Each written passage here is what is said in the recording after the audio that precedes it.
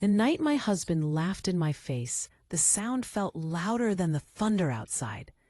It was one of those heavy Georgia rains that makes the whole world feel small, the kind that drums on the roof and turns streetlights into blurry halos. I was still in my work clothes, shoes kicked off by the door, sitting at the dining table with my laptop open in front of me. But it wasn't my laptop. It was his. Marcus never left that thing anywhere but his office. It was like an extra limb to him. Business emails, spreadsheets, little side hustles he never fully explained. Boring stuff, he'd say, kissing my cheek. You don't want this stress, baby. But that afternoon, he'd rushed out to meet a client, storm clouds rolling in, and forgotten his charger. He called, annoyed, told me to plug it in for him so it would be ready when he got back. When I opened the bag, the laptop was already on. No password screen. No lock. To this day, I still don't know if that was an accident or arrogance. I meant to do the simple thing. Plug, close, walk away. But the screen had popped awake to a message app, a little notification bubble bouncing gently in the corner. Last night was worth every risk. My first instinct was denial. Maybe it was some old message. Maybe it wasn't what it looked like. Maybe. I didn't click right away. I sat there, my hand hovering over the mouse, feeling my heartbeat in the tips of my fingers. The rain started tapping harder against the windows, like it was urging me, look. I clicked. The chat window filled the screen. Her name wasn't saved, just a number and a small profile picture of a woman in a red dress, taken from too far away to see clearly. I scrolled back, hoping I'd find something boring. A client, a colleague, a friend from some networking event. I didn't. I found hotel confirmations. Late night, you home yet? Messages. Selfies of him in shirts I had ironed, standing in mirrors I had never seen before. Voice notes with little laughs, inside jokes that weren't mine anymore. And then the photos. Her hand on his chest, his hand on her thigh. A hotel room I've never been in, but I could describe better than my own bedroom now. My vision went blurry. At 45, you don't cry the way you do at 20. At 20, you cry like you're surprised the world can hurt you. At 45, you cry like you're tired of being right about people. I didn't wail. I didn't scream. I just sat there, one hand over my mouth, the other scrolling through every lie I had swallowed for the last 2 years. Late meeting. Traffic was crazy. You know this client always wants to talk over drinks. The timestamps told a different story. So did the receipts forwarded to his email. He'd used our joint card more than once. Our money, his fun. I don't know how long I sat there. Eventually the front door opened, letting in a rush of wet air and his voice, booming and familiar. Renee? You plugged it in for me? He called, shaking the rain off his jacket. I didn't answer. He walked into the dining room, stopping when he saw me at the table, his laptop open in front of me. His smile flickered for half a second, then came back, a little too tight. What you doing with that? He asked, trying to sound casual. I turned the screen toward him. I had scrolled back up to one message, just one, sitting in the middle of the chat like a rotten fruit. Your wife still crying all the time? You should be here instead, Ma. The room went very quiet.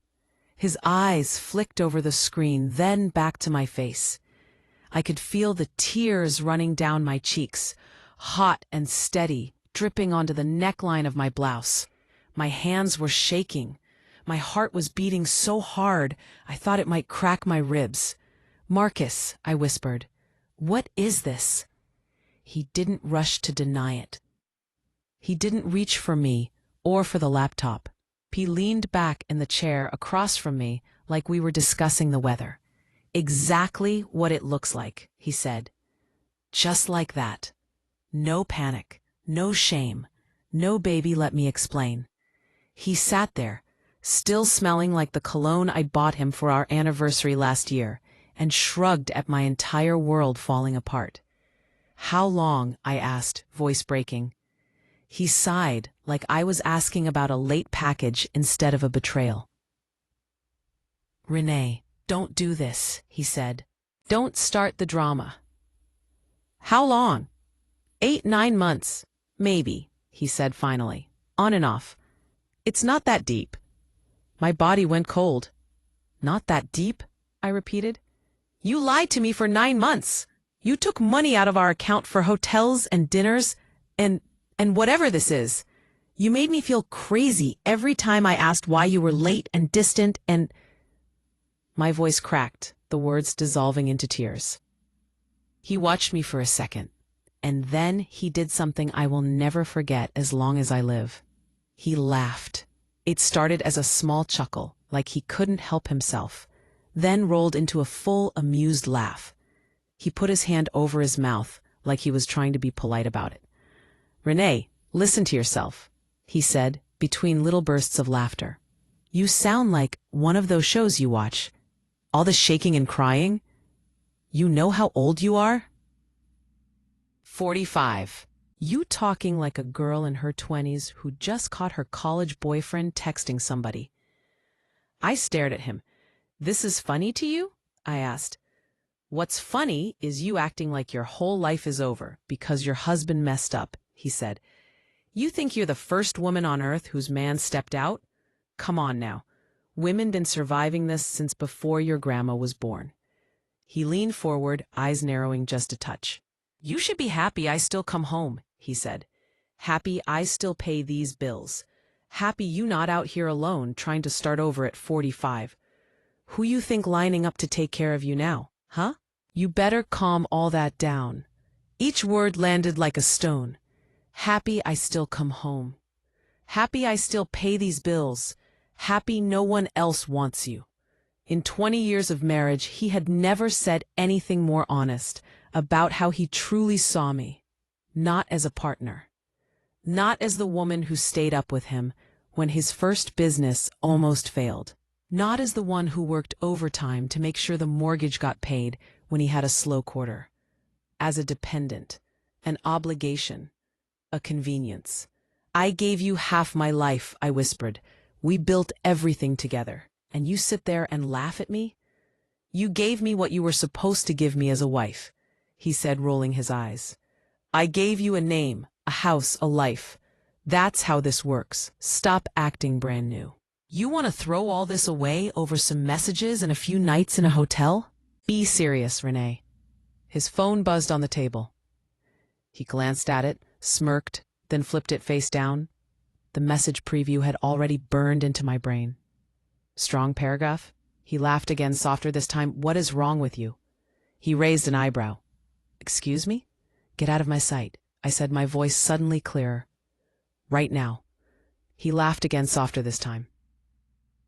"You don't tell me to get out of a house I pay for," he said. "You can stomp and cry and slam a few cabinets if it makes you feel better. But this is my address, my mortgage, my name on every document. You need to remember that before you start talking crazy." That was the moment something inside me shifted. The grief didn't leave, but it moved over, making room for something else. Something colder, sharper. I looked at my husband, this man I had loved, defended, covered for in front of family and friends, and I saw him clearly for the first time. A man who believed laughter was protection. A man who thought paying bills meant he owned the person whose hands made those payments possible.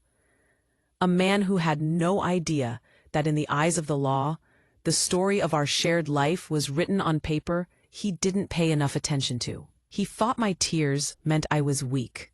He thought his income made him untouchable. Sitting there with his laptop open between us, his affair glowing on the screen, his smug little smile testing the limits of my patience, I realized something. This conversation wasn't the end. It was the beginning of a different one. Not with him, with a lawyer.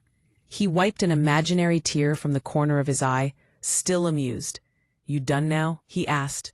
"'Cause I'm hungry. You cooking or you still want to do this show?" I stood up slowly, wiped my face with the back of my hand, and closed the laptop with a soft click. "I'm done," I said. He nodded, satisfied, misreading everything. "Good," he said. "Now go wash your face. You know I don't like all that crying. Makes you look older." He walked into the kitchen, humming, opening cabinets like nothing had happened. I stood there in the doorway, looking at his back, at the home we had built, at the life I thought we shared. My hands were still shaking, but my mind was suddenly very, very steady. He could laugh at my tears all he wanted. He wouldn't be laughing when someone else started reading the documents he thought he owned. The next morning, I woke up with my face swollen from crying and my mind sharper than it had been in years. Marcus was already dressed for work, buttoning his shirt in the mirror, humming like the night before was a sitcom episode and not the part where my marriage cracked down the middle. He caught my reflection watching him. "You done with all that from yesterday?" he asked lightly. "We good?" I heard the old Renee inside me wanting to say, "What do you mean, we good?" But the new one, the one born somewhere between his laugh and "you lucky I still pay bills," held her tongue. "We're fine," I said instead, voice flat. "You made yourself clear." He smiled, satisfied, kissed the air near my cheek, grabbed his keys. "That's why I love you," he said. "You emotional, but you practical. You know what it is. I'll be home late tonight. Client dinner." The door closed behind him. For the first time in 20 years, I didn't wonder what he meant by late. I went straight to the dining table, opened his laptop, and started working. Not on my job, on my life. I didn't rage scroll this time. I documented. Every chat where he joked about me being dramatic. Every hotel invoice. Every flight confirmation. Every put it on the business card message. Screenshot. Save. Email to myself. Print. I started a folder. A real one in the back of our bedroom closet inside an old boot box. On the front, in black marker, I wrote one word: freedom. Inside, I slid the first stack of paper, conversations, booking confirmations, bank alerts he thought I never saw. Then I opened a new Word document and started listing the things I had paid for over the years that he'd mentally filed as his. The first down payment on the house, my inheritance from my grandmother. The second car, out of the savings I built, working double shifts at the clinic. Those temporary loans from my personal account to help the business until the client paid, never returned. I pulled old emails from the bank, mortgage statements, the paperwork from when we refinanced to a lower rate, and the loan officer said, "Good thing you got such strong credit, Mrs. Hayes. It helped the numbers." I remembered how proud I'd felt then. Now I understood what it meant on paper. Joint mortgage, joint accounts, joint liabilities, joint assets. Marcus had spent years telling the story that he took care of everything, and I was lucky. The paperwork told a different story. I propped up the life he liked to brag about. By lunchtime, my kitchen table looked like a crime board from one of those true crime documentaries. Except the victim was my trust, and the weapon was arrogance. I called in sick to work. My voice on the phone was too calm. My supervisor didn't even question it. "Take the time you need," she said. If she heard the crack under my composure, she didn't mention it. Then, I called someone I had been meaning to call for 3 months. Angela. We'd met at church. I knew she worked somewhere in the legal field, but I never asked details. Back then, lawyers were people other women needed. "Hey, sis," she answered. "You good?" I swallowed. "No," I said. "Can you talk?" We met at a coffee shop across town where nobody knew us. I showed up with no makeup, a baseball cap pulled low, and the boot box under my arm. Angela showed up with a small notebook and the kind of expression people wear when they've heard more than a few disaster stories. I put the box on the table and slid it to her. She opened it, thumbed through a few pages, her eyes getting narrower with each one. "How long has this been going on?" she asked. "Cheating?" I said. "Almost a year. Disrespect? Longer than that." She studied me for a moment. "Do you want to stay married?" she asked plainly. No sugarcoating. My first instinct was to give a complicated answer. We had history. We had traditions. We had a life. There were good years. There were trips, holidays, inside jokes, the way he used to kiss my forehead when I fell asleep on the couch. All of that rose up like bubbles in soda, and then went flat when I remembered his face laughing as I cried. "No," I said quietly, "I want my life back." Angela nodded once, like she'd been waiting for me to hear myself say it. "Okay," she said, "then we're not just talking about cheating. We're talking about assets." She flipped to a clean page in her notebook. "State law here is equitable distribution," she explained. "Doesn't always mean 50-50, but it does mean the court looks at what's fair based on contributions, needs, and conduct. Him using marital money on an affair? That matters. The house you've maintained for 20 years? That matters." I listened like a student who finally found the right classroom. "I don't care about taking everything," I said. "I'm not trying to ruin him. I don't want to walk away empty-handed after building this life. I don't want to start over at 45 like I was just visiting my own marriage." "You're not starting at zero," she said. "You're starting with receipts." She tapped the boot box. "And with a lawyer who owes me a favor," she added. "Family law, smart. Doesn't scare easy." The next day, I sat in front of that lawyer, a middle-aged black woman with sharp eyes and a sharper memory, and told her everything. She didn't flinch at the word affair. She didn't gasp when I described his laugh. She didn't pat my hand and tell me to pray on it. She asked questions. "How is the house titled? Whose name is on the deed? When did you buy the rental property? Did his business start before or after the marriage? Whose money funded the early years?" When I answered, I watched her face. Each time I said joint, her pen moved faster. Each time I said it came out of our account, she underlined something. "Your husband," she said at one point, "has been living like he's the sole provider and you're lucky to be here. But on paper, he's been treating your earnings like shared resources, which means in front of a judge, all this 'I pay the bills' talk won't carry as much weight as he thinks." I felt a tiny flame of satisfaction in my chest. "What about the money he spent on her?" I asked. "We'll have a forensic accountant go through the records," she said. "Every hotel, every business dinner that doesn't have a business reason. That's called dissipation of marital assets. Wasting joint money on something that only benefits him. The court can credit that back to you in the division." "So his fun nights," I said slowly, "become my leverage." "Exactly," she said. I sat back in the chair, letting the shape of this new reality settle over me. For months, his laugh had made me feel small, like a child throwing a tantrum over something grown-ups knew was normal. Now, seeing those same actions through the eyes of the law, they looked different. Not just cruel, expensive. "Do not confront him again," the lawyer said. "Not about the documents, not about what we're doing. Act normal. If he thinks you're staying, he'll stay sloppy. We want that. Keep collecting. We'll file when we're ready." I thought of the night before, his voice in my kitchen. "You should be happy I still come home. Happy I pay these bills." "What if he threatens to cut me off?" I asked. "He likes to talk like that when he's mad." "My house, my money, my rules. Open your own account," she said immediately. "Today. Have your paycheck sent there. Keep paying the joint bills you normally pay, but from a place that's in your name." I blinked. "I'm allowed to do that?" I asked. She smiled slightly. "You're allowed to protect yourself," she said. "You've been funding this marriage for 20 years. You're not stealing from him. You're making sure you're not left with nothing when he decides he's done playing husband."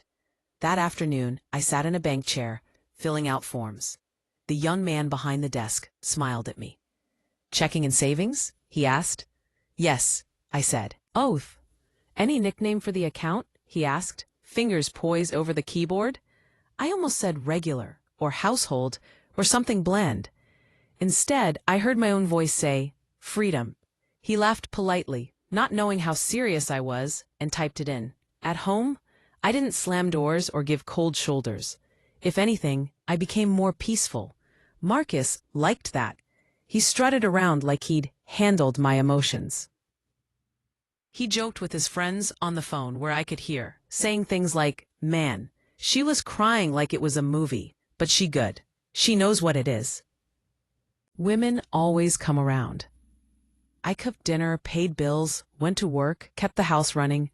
But now, every receipt that came through my hands was two things at once: groceries and proof, mortgage payment and proof, new tires on his car paid from the joint account and proof. He thought I'd gone back to normal. I hadn't. I was documenting his normal for the day someone with a robe and a gavel would ask, "Who really built this life?"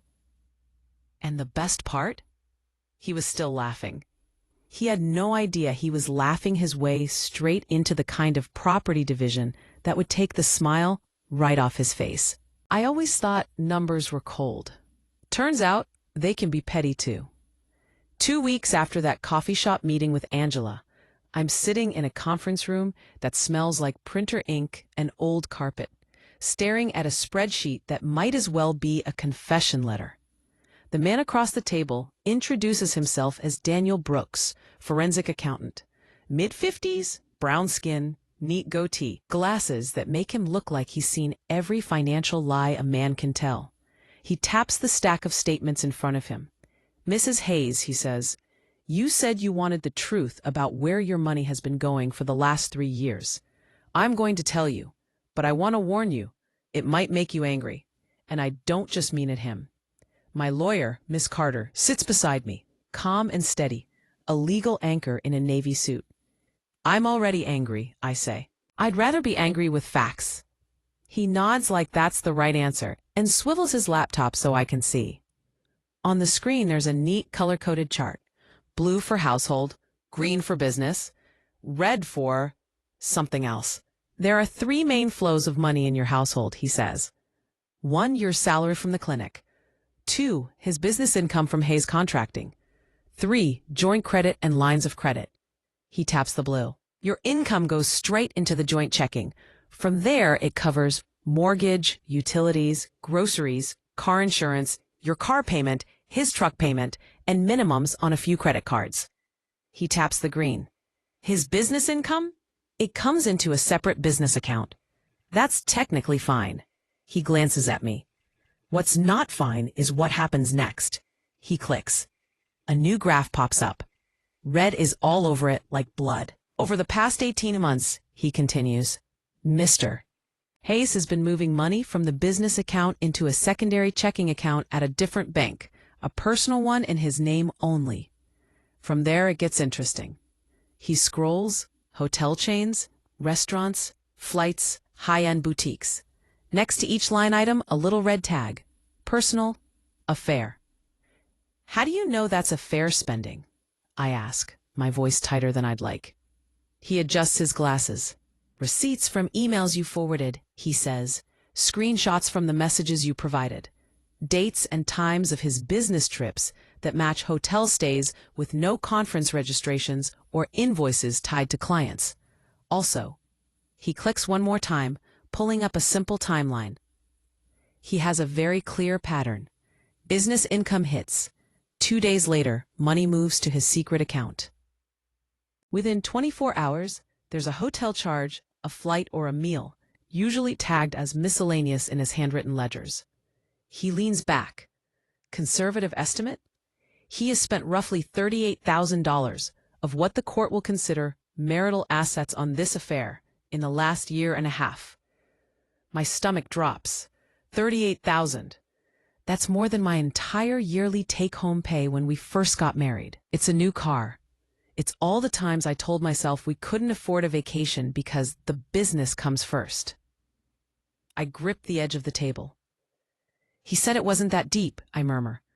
Not worth throwing everything away. Daniel gives a humorless little smile. Cheaters always say that, he says, because they're not the ones writing the checks they're cashing emotionally. But family court has a different view. It calls this dissipation of marital assets. Judges tend not to like it. Carter chimes in. What we'll argue, she says calmly, is that he wasted joint money on his affair. We'll ask the court to account for that by giving you a larger share of the marital property to compensate, especially since your income has been supporting the household while he's been distracted. Her tone is so even it almost makes me laugh. Distracted. That's one word for it. And that's not all, Daniel says, flipping to another tab. I'd brace myself. A new list appears. Property records. That rental duplex on Crescent Lane, he asks. Who did you think owned that? It's in his LLC, I say automatically. Hayes and Sons Development. He told me it had to be separate for business. He nods. Legally, title sits in the LLC, yes, he says. But the mortgage payments for the last 12 years, he clicks, pulls up bank records, all drafted from the joint account. The down payment? From a cashier's check, funded by the joint savings you both had at the time. Your name may not be on the LLC paperwork, but your money is all over that property. He taps the screen with his pen. In family court, that's going to be considered a marital asset, not just his little empire. I remember the day he closed on that duplex, how he came home grinning, talking about my first income property. How his friends clapped him on the back and called him a real boss now. How he hugged me and said, "We're set for retirement, baby." Then shifted almost immediately to talking about his portfolio. I thought I was just being supportive. I didn't realize I was co-funding something he'd later weaponize as proof he was the only one building anything. What about the cabin? I ask, throat dry. The little place by the lake we barely use, the one he now reserves for fishing weekends with the boys that somehow never include me. Same story, Daniel says. Joint funds, joint liabilities, business name on the paper. Judges see through that, especially when your credit was used on the refinance. He clicks again. My name pops up on the screen in a scanned PDF. Co-borrower, Renee Elaine Hayes.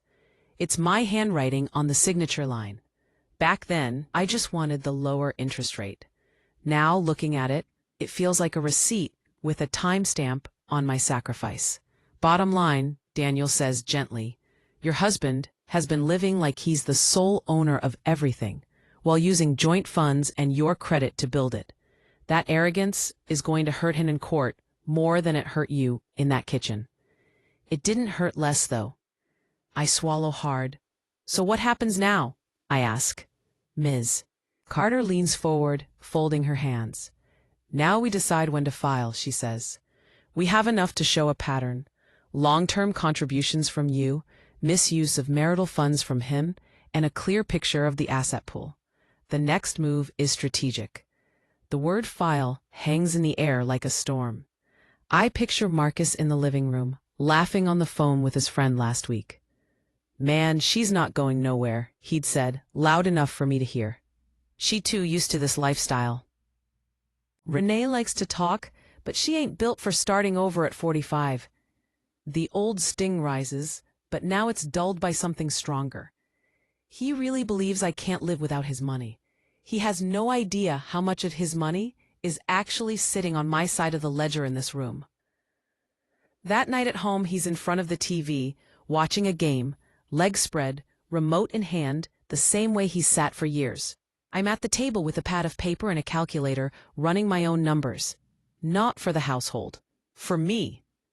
If I get the house and at least one income-producing asset, if we sell the cabin, or if I get a buyout from his business interest, if I get a fair share of retirement accounts, how long could I live? What would my budget look like? I'm not fantasizing. I'm planning. He looks over at me during a commercial break. What you doing over there? He asks. Just thinking, I say. About what? I look up at him. Our future, I say truthfully. He smirks. Well, good, he says. Somebody should. I've been carrying it for long enough. He turns back to the game. My pen presses a little harder into the paper. But my face doesn't change. Let him feel like the only architect of this life a little longer. The fall is going to be that much steeper. A week later, Miss Carter calls. I've drafted the petition, she says. We're asking for dissolution of marriage, primary ownership of the marital home, a disproportionate share of the investment properties due to his dissipation of assets, and a cash offset or buyout from the business. Plus, of course, your share of retirement and any alimony the judge deems appropriate. My heart pounds. This is really happening, I say. It's only happening if you say yes, she replies. You can wait, you can take more time, but from what you've shown me, delay only helps him, not you. In the silence that follows, I hear two sounds overlapping in my mind. His laugh when I cried, and the quiet, matter-of-fact tone of Daniel reading out $38,000 in affair spending, like it was a line item on a bill. I'm ready, I say, surprising myself with how steady my voice sounds. File it. Okay, she says. We'll have him served at home or at his business. Where do you want it to happen? I don't even hesitate. At home, I say. This house has seen enough of me falling apart. It's time it sees something else. The night before service, I move through the house differently. I run my hand along the banister I picked out. Look at the couch I insisted we splurge on, because we'll have it for years. Stand for a long time in the kitchen, where I swallowed his laughter and my tears. He comes in late, smelling like cologne and someone else's air freshener. You still up? He asks, surprised. Yeah, I say. Couldn't sleep. You over that stuff yet? He asks, walking past me to the fridge. You've been real quiet lately. I'm assuming that means we good. I watch him open our refrigerator, take out our leftovers, made in our kitchen, paid for with our money, and I feel something almost like calm wash over me. We'll see, I say softly. He looks at me, confused for a second, then shrugs it off and heads to the bedroom. He has no idea that tomorrow a process server is going to hand him an envelope that proves a truth he's never fully understood. The same woman he laughed at for crying, she's the same woman who knows exactly what's written on the deeds, the statements, and the ledgers he never cared to read. He thought cheating was something I'd either tolerate or leave quietly. He never imagined it would come with a price tag printed by the court. He never imagined the punchline of his own joke would be read out loud when the property division is announced, and his empire suddenly has less of his name on it than he ever dreamed. Period. Getting served didn't look like a movie. No dramatic music, no slow motion. Just a Tuesday afternoon, me slicing vegetables in our kitchen, when the doorbell rang. Marcus shouted from the living room, "You expecting somebody?" I wiped my hands and went to the door. A man in a polo shirt and khakis stood there, holding a large envelope. "Mrs. Hayes?" he asked. "Yes," I replied. He glanced over my shoulder. Marcus was still at the couch, half watching the TV, half scrolling his phone. "Both of you?" the man asked. "Mr. and Mrs. Hayes?" Marcus frowned but got up, wandering over with that lazy swagger he used around strangers. "Yeah, that's me. What's this about?" The man didn't smile. "Mr. Marcus Hayes, you've been served," he said calmly, handing him the envelope. "Mrs. Renee Hayes, this copy is for your records." He handed one to me too. Marcus stared at the front of it like the words were written in another language. Superior Court, petition for dissolution of marriage. He looked up at me, eyes narrowing. "What is this?" he demanded. "It's exactly what it looks like," I said softly, echoing his own words from weeks before. The process server left. The door clicked shut. The TV kept murmuring in the background, some sports commentator talking about bad decisions. Marcus ripped open the envelope and flipped through the pages, his face darkening. "You really doing this?" he asked, voice low. "You really trying to blow up your own life over some texts and a side thing?" "My life," I repeated. "Or yours?" He slammed the papers onto the hall table. "Oh, you think you're about to walk away with half my stuff now?" He laughed. It was a shorter laugh this time, sharp and brittle. "You and whatever lawyer you got think you smart, huh? Let me tell you something. Judges love men who provide. You work your little job, sure, but I built this. House, properties, business. That's me. You can end up with a little alimony and a thank you for your time. Okay, I said. That was all. No argument. No screaming match. Just okay. He wasn't used to that. He needed my outrage to feed his confidence. "You gonna regret this," he said finally, shoving the papers back into the envelope. "When you're sitting in some apartment wishing you kept your mouth shut."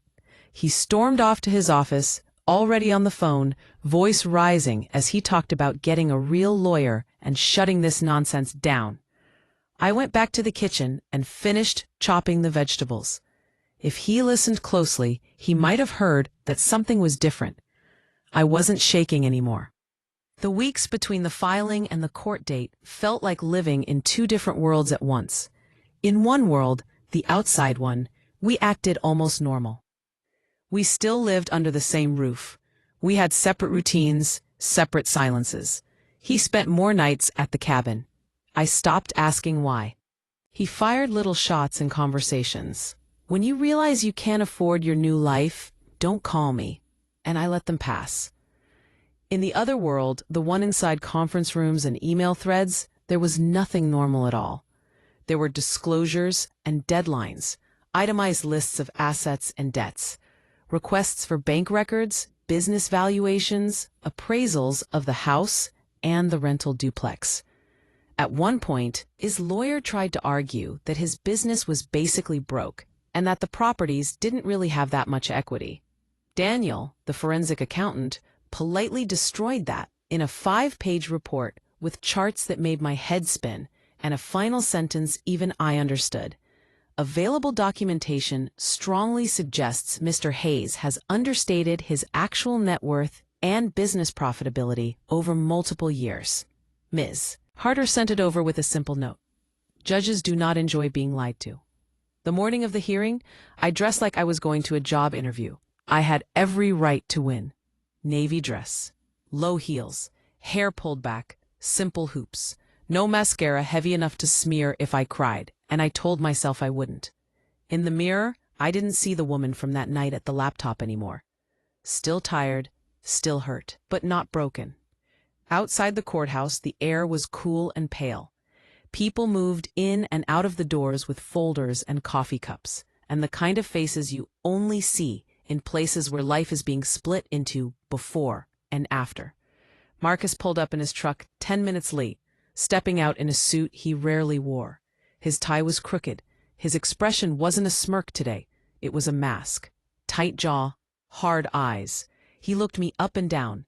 "So this is it." "Huh?" he said. "You really want strangers in our business?" "You put strangers in our marriage," I said quietly. "I'm just evening it out." He scoffed. His lawyer, a well-dressed man with a forced smile, shook my hand like I was an inconvenience he had to be polite to. Miss Carter shook his with the kind of calm that made me want to applaud. We went inside. Family court is not glamorous. Fluorescent lights, scuffed floors, hard benches. Cases before ours were about child visitation, restraining orders, a couple arguing about who gets the dog. When they finally called Hayes versus Hayes, my heart did a strange flip. We took our places, me to the left with Ms. Carter, him to the right with his lawyer. The judge was a black woman in her 50s, with reading glasses perched at the end of her nose, the kind of presence that says she's heard every story twice and won't be easily impressed. She looked over our file. Long-term marriage, 20 years, she said. 2 properties, 1 business, retirement accounts, and allegations of dissipation of assets related to an extramarital affair. The word affair floated in the air like something sour. Marcus shifted, looking annoyed, as if she'd said misplaced receipts instead. His lawyer went first. He painted a picture of Marcus as the steady provider, the man who carried the financial load while I worked part-time by choice. He framed the affair spending as poor judgment, not significant in proportion to the marital estate. He argued that it wouldn't be fair to punish Marcus by taking his properties. And it was Miss Carter's turn. She didn't raise her voice. She didn't call him names. She simply turned on the lights. She showed the judge the bank statements, the transfers, the hotel charges that lined up with trips that had no invoices, No business justification. She showed how my salary covered almost every recurring bill, how my credit was used to secure better terms on loans, how the down payment on the duplex came from my inheritance. She had Daniel testify, and he translated the numbers into plain language.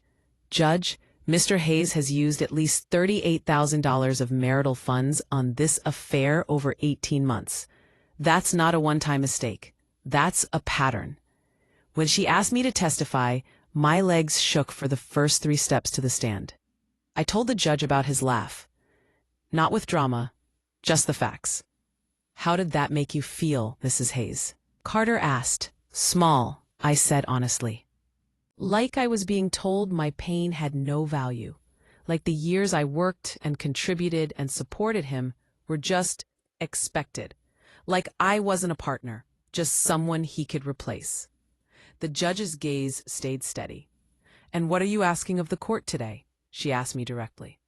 I don't want revenge, I said. I don't want to take everything he owns.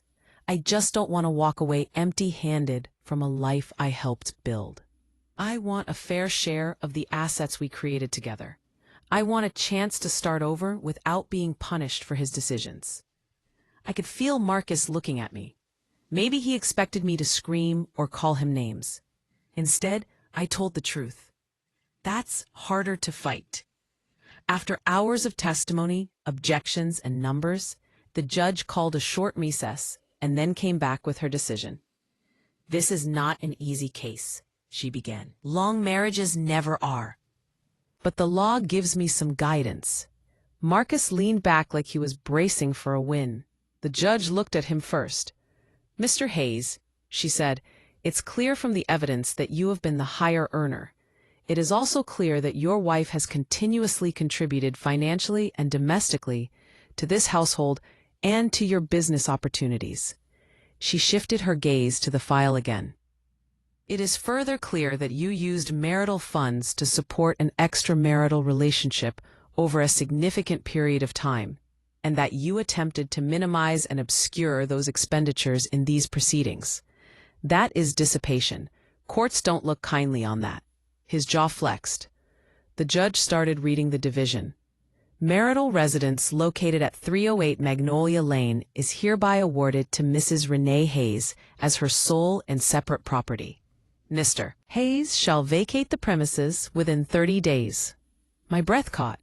The house, our house, my house, the Crescent Lane duplex, acquired during the marriage and funded substantially from joint assets, is also deemed marital property. In light of Mr. Hayes's dissipation of funds and attempts to conceal transfers, the court awards full ownership interest in the duplex to Mrs. Hayes, subject to the existing mortgage, which she may refinance or sell at her discretion. Marcus straightened in his seat. I built that, he blurted out before his lawyer could stop him. The judge's eyes snapped up. You built it with marital funds and your wife's credit, she said coolly. You do not get to waste marital money on an affair and then cry foul when the court compensates your spouse. You will remain responsible for the business debts tied solely to Hayes Contracting, which you insist is your entity. Miss Carter's face didn't move, but I saw the flicker of satisfaction in her eyes. The retirement accounts shall be divided, the judge continued, with 40% to Mr. Hayes and 60% to Mrs. Hayes, again in recognition of dissipation and future earning capacity. Spousal support is awarded to Mrs. Hayes for a limited period to assist in transition, given the disparity in income. It kept going, details, timelines, legal phrasing. But the heart of it was simple. Where he had expected 50-50, he was getting less. Where he had expected me to leave with a little alimony, I was walking away with the house we lived in, the duplex he bragged about as his first investment, and a larger share of the retirement we both sacrificed for. When the judge finally said, "That is the order of the court," and banged the gavel lightly, there was a moment of silence. No one moved. Then Marcus turned to look at me. There was no laugh left, no smirk. Just a stunned, offended kind of disbelief, like the universe had broken some rule by not siding with him. "This is crazy," he muttered. "This is robbery." His lawyer whispered something to him about appeals and options, but the judge was already moving to the next case. For the court, we were just another file closed. For me, it was the moment the ground under my feet stopped feeling like quicksand. We stepped out into the hallway. He caught up to me, anger pouring off him. "I hope you happy," he hissed. "You really took it there. Over what? Some messages? You could have just forgiven me. Now you got a house and a duplex you can't even maintain without me." I looked at him, really looked at him. The man who laughed when I cried. The man who told me I'd be nothing without his money. The man who just found out a judge disagreed. "I built this life with you," I said quietly. "The difference is, I remember that. The court does too." He shook his head, spoiling for a fight. But for the first time, I didn't feel the need to win it. I'd already won where it mattered. Not in getting more than him, but in getting enough for me. Enough to stand on, without shrinking myself to fit his story. He opened his mouth, maybe to try one last joke, one last jab. Nothing came out. Because in his hands, there was nothing left to wave around as proof of his power. The papers he was holding now, the court order, had done something he never expected.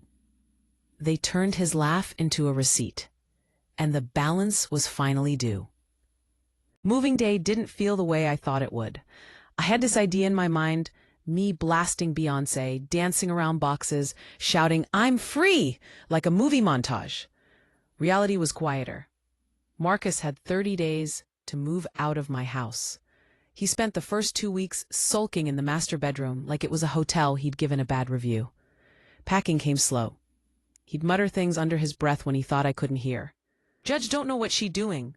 She's gonna lose it all without me. Whole system against men who work." The third week, he finally started moving things. Friends helped him load the truck, all of them looking at me like I was the ungrateful wife who took him to the cleaners. None of them had read the court order. None of them knew the numbers. People rarely do. They see a man carrying boxes and a woman standing in the doorway and fill in the blanks with whatever story makes them most comfortable.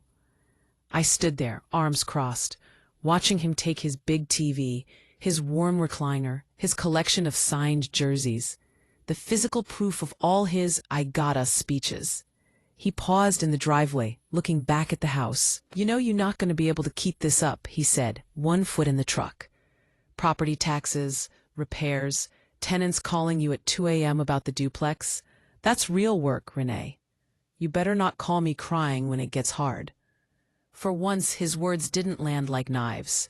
They sounded small. "I've been doing real work my whole life," I said. "You were just used to being applauded for yours." He raised his eyes, climbed in, and slammed the door.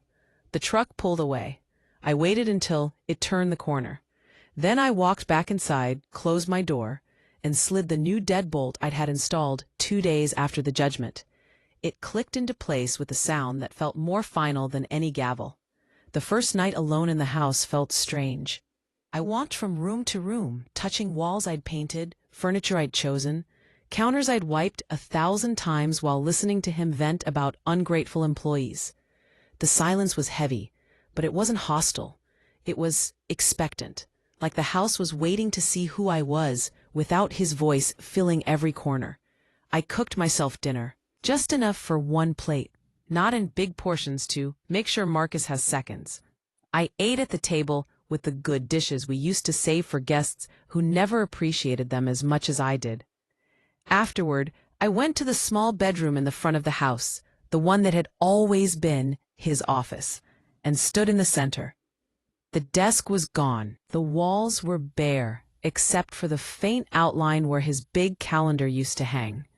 I turned slowly in a circle. "This is my office now," I said out loud, just to hear it. The room didn't disagree. The duplex on Crescent Lane needed work. When the management company sent the first report, I drove over in my little sedan and parked across the street, just to look at it with new eyes. For years, it had been this vague symbol of his empire, something he bragged about when his boys came over to watch the game. "Yeah, man, got tenants paying my mortgage," he'd say, like rent checks fell from the sky. Now, standing on the sidewalk, I saw a different story. Peeling paint on the trim, a gutter hanging crooked, grass that needed cutting. Not an empire, a responsibility. Mine. The tenants were polite but cautious when I knocked on their doors and introduced myself as the new landlord. "I thought your husband owned this place," one of them said carefully. "He used to think so," I replied. "But no, it's in my name now. If you have any problems, you call me or the new manager, not him." The words tasted good. Ownership doesn't always come with fireworks. Sometimes it comes with you staring at a busted porch light, realizing you're the one who decides whether to fix it today or tomorrow, and knowing you actually can. I hired a local Black-owned repair crew. I walked the property with the foreman, asked questions Marcus never bothered to ask. "What's the lifespan on a roof like this? What's the smartest way to budget for upgrades over the next few years?" He answered me with respect, not condescension. Later, sitting at my kitchen table with spreadsheets open, I built a plan. Mortgage, repairs, a small reserve for emergencies, then savings. For me, for once, the money coming in from something I helped build wasn't disappearing into vague business expenses and hotel stays with someone else. It was stabilizing my life. One afternoon, about 3 months after the divorce was finalized, I ran into one of Marcus's cousins at the grocery store. She hesitated between the bread aisle and the cereal, then came over. "Hey, cousin," she said, her voice a little awkward. "How you holding up?" I could see the questions behind her eyes. Did I regret it? Was I lonely? Did I miss him? "I'm okay," I said honestly. "It's been a lot, but better." She shifted her weight. "You know he had to move into one of those extended stay places for a while, right?" she asked, lowering her voice. "Said the business money's tight. He mad as hell about that duplex." I didn't smile, but something inside me exhaled. "He'll figure it out," I said. "He always does." I didn't say the rest out loud.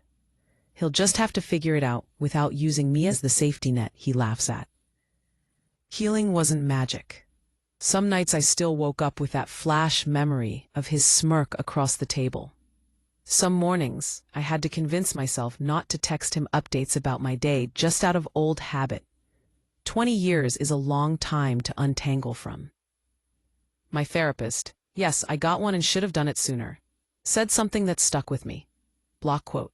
"He trained you to believe your worth lived in how much chaos you could survive quietly. You're unlearning that now."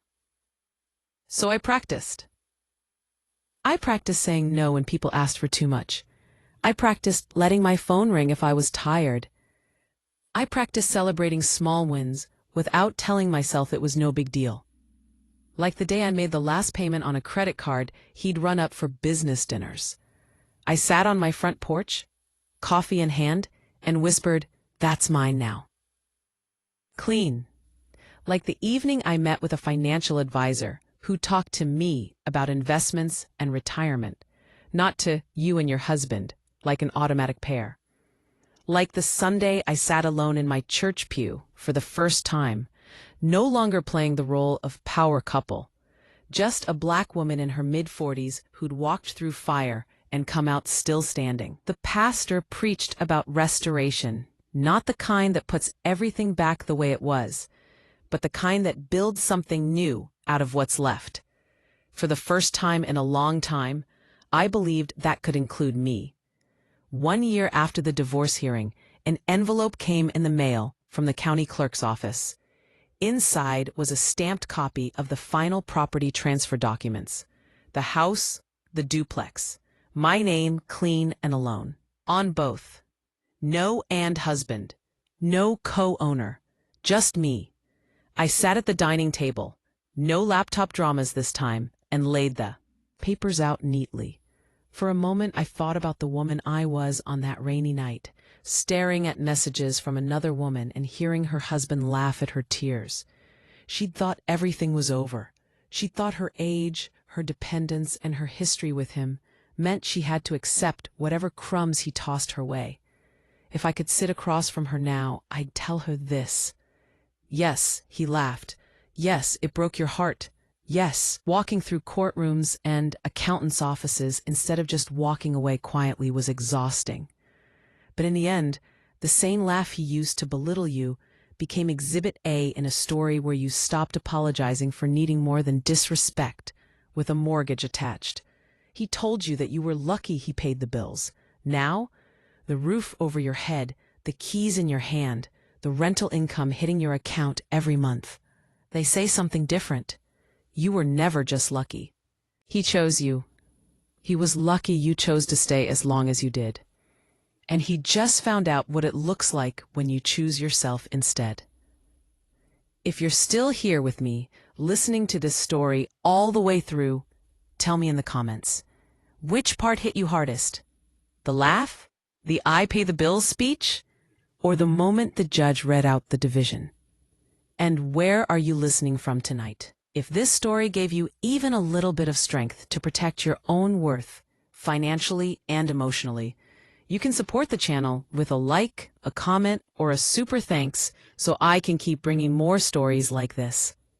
On the screen, you'll see 2 more life stories about women who stopped believing the lie that they were nothing without someone else's paycheck. There is so much more waiting for you on this channel. Don't forget to subscribe. I'll see you in the next story. With love, respect, and a reminder. Your tears are not a joke. They're the moment you start rewriting the ending.